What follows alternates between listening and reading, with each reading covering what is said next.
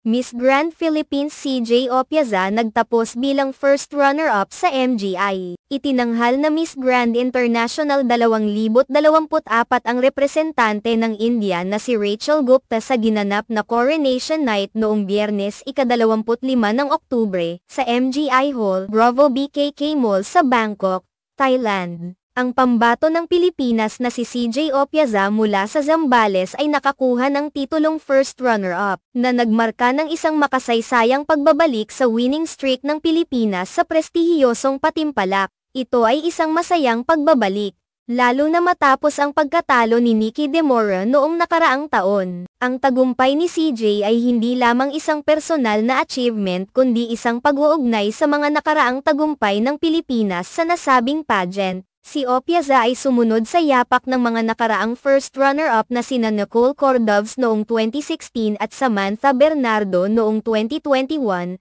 na parehong nagbigay ng karangalan sa bansa sa kategoryang ito. Ang mga pagkapanalo ng mga kababaihan mula sa Pilipinas ay patunay ng husay at talento ng mga kandidata sa larangan ng pageantry. Sa Q&A portion ng Top 5, tinanong ang mga finalist kung ano ang pinakamahalagang isyu na hinaharap ng sangkatauhan sa kasalukuyan at kung ano ang kanilang mungkahi para sa solusyon. Sa kanyang sagot, sinabi ni CJ, "The most pressing issue that we have today is, of course, the presence of war and violence. We can see all around the media that there are people dying, people suffering. You can see the kids crying, their dreams are being shattered.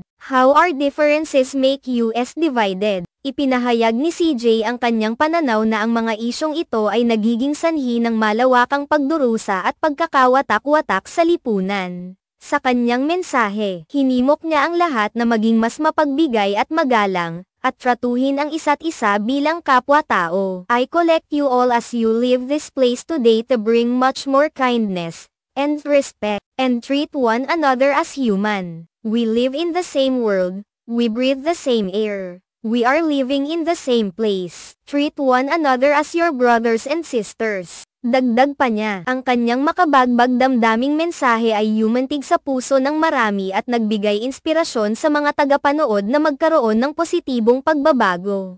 Ang mga salitang ito ay nagbibigay diin sa pangangailangan ng pagkakaisa at pag-unawa sa pagitan ng mga tao sa kabila ng mga pagkakaiba-iba. Ang pagkilala sa kahalagahan ng pagkakaibigan at pagtutulungan sa pagbuo ng mas mapayapa at maayos na mundo ay isa sa mga pangunahing mensahe ng patimpalak na ito. Ang tagumpay ni CJ Opiaza ay hindi lamang isang personal na tagumpay kundi isang simbolo ng patuloy na pagsisikap at dedikasyon ng mga Pilipino sa larangan ng pageantry. Ipinakita nito na ang bawat kandidata ay may kakayahang magdala ng positibong mensahe at maging boses ng kanilang mga nasasakupan. Ang kanyang karanasan sa Miss Grand International ay nagsilbing platform upang maipahayag ang kanyang mga pananaw at ideya ukol sa mga isyong panlipunan.